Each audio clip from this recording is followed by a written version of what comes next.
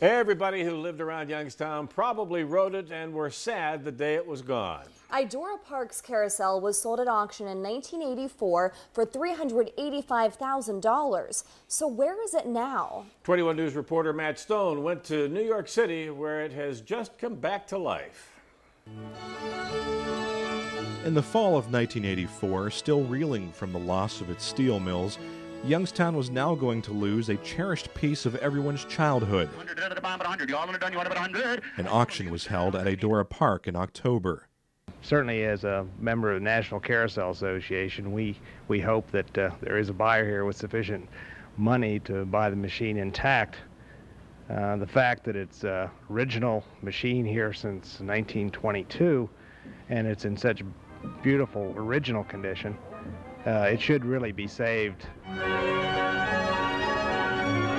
It was. Brooklyn wanted to develop a park with a carousel as its focal point. Artist Jane Walentis traveled all over America looking for the perfect one, and she found it in Youngstown. Now, 27 years later, her hard work is on display between the Brooklyn and Manhattan bridges.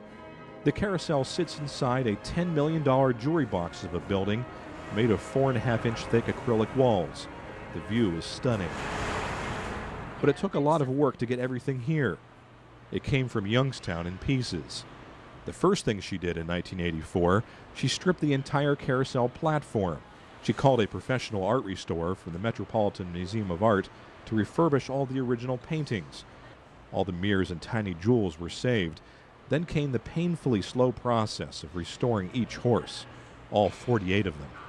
All of the horses here were restored to their original colors of 1922, with the exception of just one. This horse was so badly damaged in the fire of 1984 that they had no idea what its original colors were. The heat blistered most of the paint off this chariot. She decided to keep most of the old paint on the chariots and just filled in the burnt spots with new artist oils. Every inch of the carousel was scraped with an X-Acto knife. I worked alone for 20-some-odd years, just taking it back to the original paint. I worked with a carpenter who made all the repairs that needed to be made.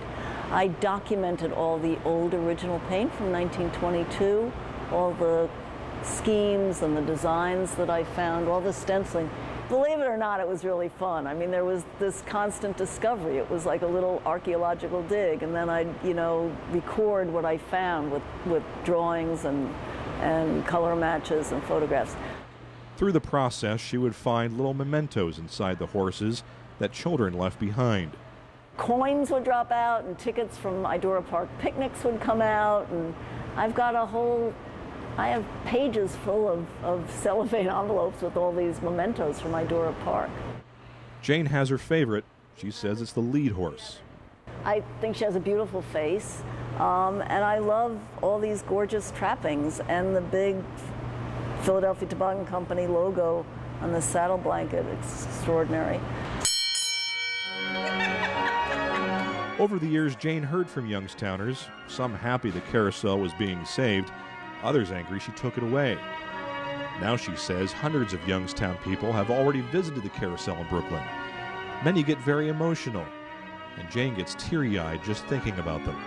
I am so touched by their affection for this carousel. So I feel great now about having saved it, and it gives them a place to come and visit their memories and bring their children and their grandchildren. Jane's Carousel is now becoming a destination, not just for the city, but for the world. This group of tourists from France were quick to get lost in its magic. So after 27 years, Youngstown's time for the carousel has well passed, and it's time for a new generation of children, young and old, to build new memories of a cherished piece of our history. We all miss it, but we must be happy it's in the good hands of the city that never sleeps. Reporting from Brooklyn Bridge Park in New York City, I'm Matt Stone.